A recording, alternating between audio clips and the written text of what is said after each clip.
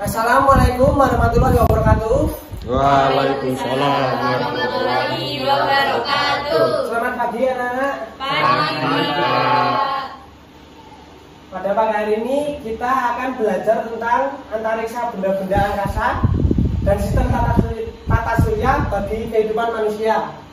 Sebelumnya terima kasih kepada Ibu dosen pengampu, Ibu Wahyu Kurniawati MPD dan Ibu Baroro Iskandana SPD yang telah mengajarkan mata kuliah IPA 2.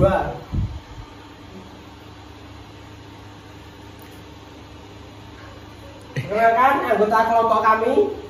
Yang pertama Femiruli Samiun, kedua Ari Lutfiana Dewi, ketiga Imam Danu Putra, 4 Faizatul Muna, 5 Jerry Fitriwala, 6 Mina Elviani, 7 Nancy Kusumadari, 8 Novadi Ilham Dirgantoro, dan yang terakhir saya sendiri Yoga Nanda Pratama.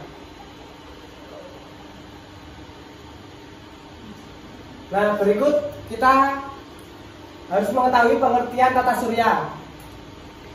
Pengertian tata surya. Tata surya dalam bahasa Inggris disebut solar system, terdiri dari sebuah bintang yang disebut matahari dan semua objek yang mengelilinginya. Pengertian tata surya yang lain adalah kumpulan benda-benda langit di mana matahari sebagai pusatnya.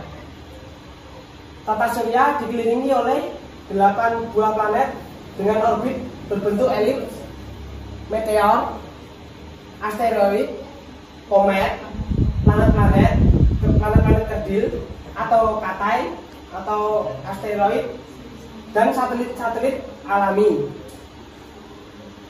Pada waktu mengedari matahari di lintasan orbit, setiap anggota tata surya pada satu waktu berada dekat dalam matahari, pada lain waktu akan jauh dari matahari. Titik atau tempat pada lintasan orbit yang terdekat dengan matahari disebut titik perihelion. Titik yang terjauh dari matahari disebut titik aphelion. Materi karakteristik tata surya. 1. Matahari. Matahari merupakan bintang terbesar yang ada di sistem tata surya. Tidak hanya itu, matahari juga termasuk bintang yang jaraknya paling dekat dengan bumi. Matahari berbentuk seperti bola gas pijar yang tersusun atas gas hidrogen dan gas helium. Matahari mempunyai diameter 1,4 kali 106 km. Suhu permukaannya mencapai 6000 derajat Celcius. Bagi bumi, matahari merupakan energi utama terciptanya kehidupan. Karena dengan energi yang dimiliki oleh matahari, orang-orang yang berada di bumi bisa beraktivitas dengan lancar. Yang kedua yaitu planet.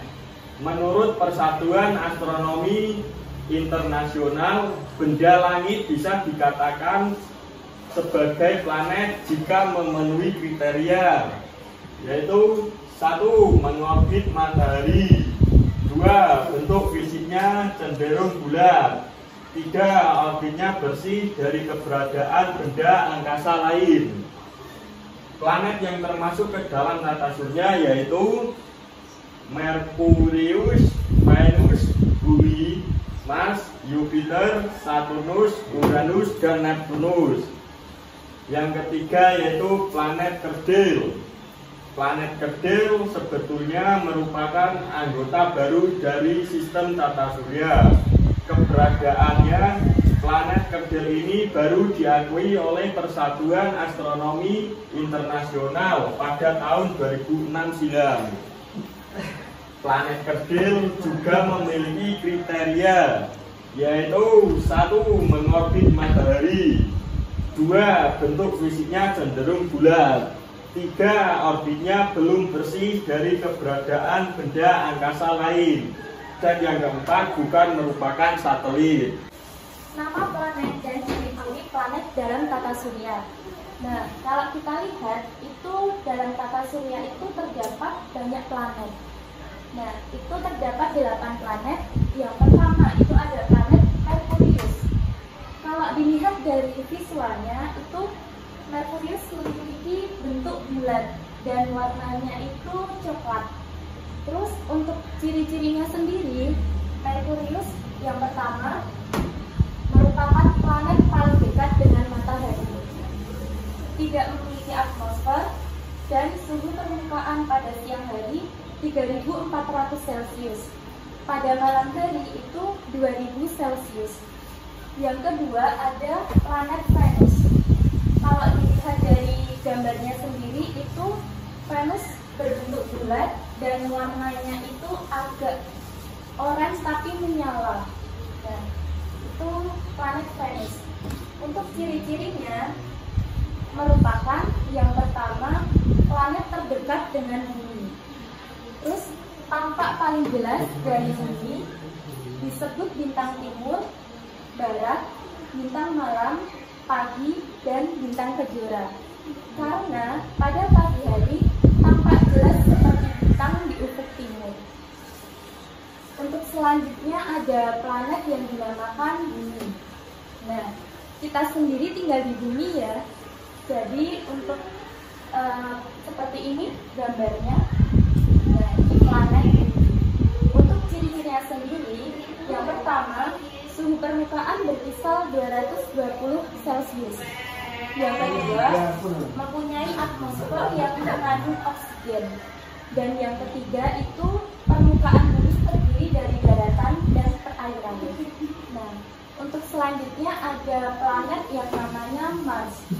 Kalau kita lihat dari gambarnya, itu ada warna oranye seperti ini dan ada hitam-hitamnya seperti ini.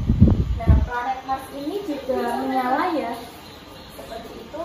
Terus untuk ciri-cirinya sendiri, planet Mars merupakan planet terkecil. Terus atmosfer yang menyelimuti sangat tipis dan berwarna merah. Baik, untuk planet selanjutnya itu ada Jupiter. Nah, seperti ini ya gambarnya Jupiter. Nah, bisa kita lihat itu warnanya agak kecoklat-coklatan. Baik, untuk ciri-cirinya sendiri itu planet Jupiter merupakan planet terbesar. Terus memiliki 17 satelit dan sebagian besar tersusun atas gas, terutama hidrogen dan helium. Saturnus. Nah, ini merupakan planet pembeda dari yang lain. Mengapa beda? Karena dia memiliki cincin. Kalau yang lain tidak ada cincinnya, namun kalau planet Saturnus itu dia memiliki cincin seperti ini. Nah, ini dikatakan planet yang istimewa. Terus untuk ciri-cirinya, itu yang pertama merupakan planet terbesar kedua setelah Jupiter. Memiliki 22 satelit, paling besar adalah Titan, dan yang terakhir memiliki keistimewaan cincin yang mengelilinginya. Nah, tadi ya udah dibahas kalau ini merupakan planet yang istimewa karena memiliki cincin yang mengelilinginya. Untuk selanjutnya ada planet Uranus. Nah, ini seperti ini gambaran dari planet Uranus. Untuk ciri-cirinya sendiri merupakan planet terbesar ketiga setelah Jupiter dan Saturnus. Yang kedua, atmosfer sangat tebal. Terus yang terakhir dikelilingi 15 satelit, paling besar adalah Titania. Nah, untuk planet yang terakhir itu ada yang dinamakan planet Neptunus. Gambarnya seperti ini, hampir sama dengan Uranus, namun Neptunus itu bentuknya lebih kecil. Untuk ciri-cirinya sendiri, yang pertama berdiameter kurang lebih 48.600 km. Yang kedua, suhu permukaan lebih dingin daripada Uranus. Dan yang terakhir adalah memiliki 2 buah satelit, yaitu Triton dan Nereid. Akibat gerakan bumi dan bulan terhadap kehidupan di bumi. Yang pertama adalah bumi. Gerakan bumi itu ada 2. Yang pertama adalah rotasi bumi, yaitu gerakan bumi berputar pada porosnya. Dalam 1 kali putaran, bumi memerlukan waktu 24 jam atau yang sering disebut dengan 1 hari. Yang kedua adalah revolusi bumi, yaitu gerakan bumi mengelilingi matahari.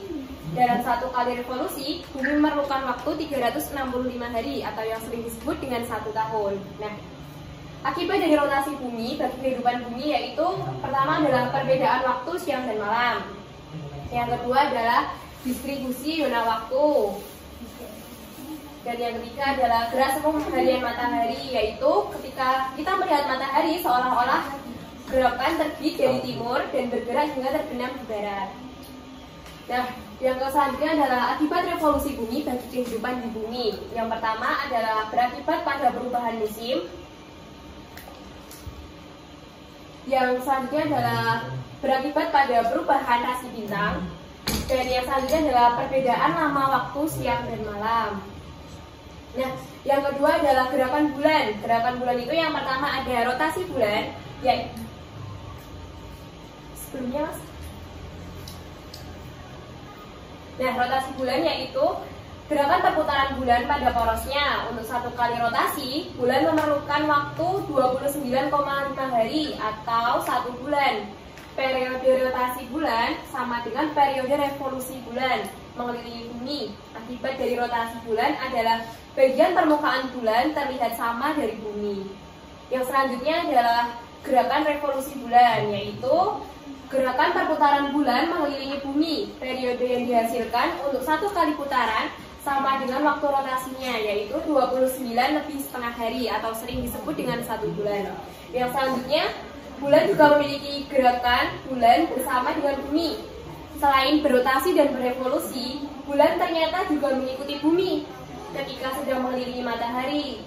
Dengan begitu, maka waktu yang dihabiskan bulan untuk 1 kali memutari matahari sama dengan bumi, yakni sekitar 365 hari atau sering disebut dengan 1 tahun. Mengenai gerhana bulan dan gerhana matahari. Gerhana sendiri berasal dari bahasa Yunani yaitu eklipsis, yang berarti peninggalan atau pelalaian. Gerhana merupakan kejadian astronomi yang berlaku apabila satu objek astronomi bergerak ke dalam bayang-bayang objek astronomi yang lain. Kemungkinan gerhana terjadi yaitu pada bulan baru atau new moon dan bulan purnama atau full moon. Pada bulan baru, bulan terletak di antara matahari dan bumi, sedangkan pada bulan purnama, bumi terletak di antara bulan dan matahari.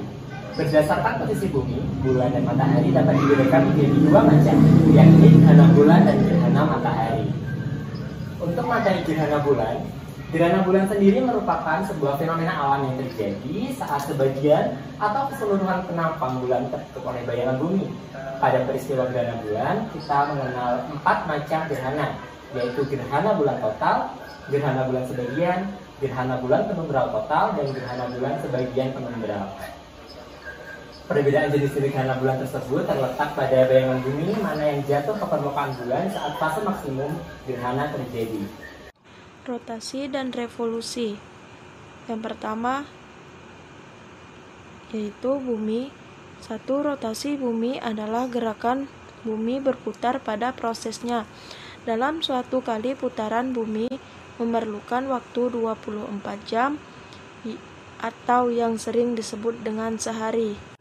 2. Revolusi bumi, yaitu gerakan bumi mengelilingi matahari. Dalam 1 kali revolusi bumi memerlukan waktu 365 hari atau setahun. Yang kedua yaitu adalah bulan. Yang pertama, rotasi bulan merupakan putaran bulan pada prosesnya. Untuk 1 kali rotasi bulan membutuhkan waktu 29,5 hari atau 1 bulan. Periode rotasi bulan sama dengan periode revolusi bulan mengelilingi bumi. Akibat rotasi bulan adalah bagian permukaan bulan terlihat sama dari bumi. Yang kedua, revolusi bulan merupakan berputaran bulan mengelilingi bumi. Periode yang dihabiskan untuk satu kali putaran sama dengan waktu rotasinya, yakni 29 lebih setengah hari.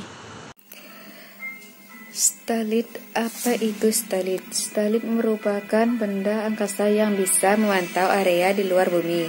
Satelit yang berada di luar angkasa harus berada di tempat edarnya yang mengelilingi bumi. Tempat tersebut dikenal juga dengan sebutan orbit. Satelit terbagi menjadi dua kelompok, yaitu 1. Satelit alami sesuai dengan namanya. Satelit ini merupakan benda angkasa yang berasal dari alam, misalnya bulan sebagai satelit bumi. Sementara itu bumi dan planet lainnya merupakan satelit alami dari matahari. 2. Satelit buatan. Pengerti satelit buatan adalah benda angkasa yang sengaja dibuat manusia dan ditempatkan di tempat orbit dengan menggunakan peluncur. Fungsi satelit ini cukup beragam, antara lain untuk komunikasi, mengawasi cuaca, penataan, dan lain sebagainya. Berdasarkan fungsinya, satelit buatan terbagi menjadi beberapa jenis, berikutnya daftarnya. Satelit cuaca, water satelit, berfungsi mengawasi kondisi iklim dan cuaca bumi. Adanya benda ini kita mengetahui prediksi cuaca. B. Benda komunikasi, communication satelit, berfungsi sebagai sistem komunikasi jarak jauh, misalnya untuk layanan telepon dan internet. C. Satelit navigasi, navigation satelit, adalah benda angkasa yang menyediakan posisi geospasial mandiri yang menjangkau seluruh global. Benda luar angkasa ini disebut juga sebagai satelit GPS untuk navigasi laut, udara, dan darat. D. Satelit penginderaan jauh, remote sensing satelit, merupakan benda luar angkasa yang dibuat khusus untuk mengamati bumi dari orbit. Tujuannya untuk kegiatan non-militer seperti meteorologi, peta, pengawasan lingkungan, dan lainnya. Satelit ilmiah, scientific research satelit, berguna untuk menyediakan data servis tanah, radio amatir, informasi meteorologi, dan aplikasi riset ilmiah. Nah, di sini yang ke-8 adalah perhitungan tahun Masehi dan tahun Hijriah.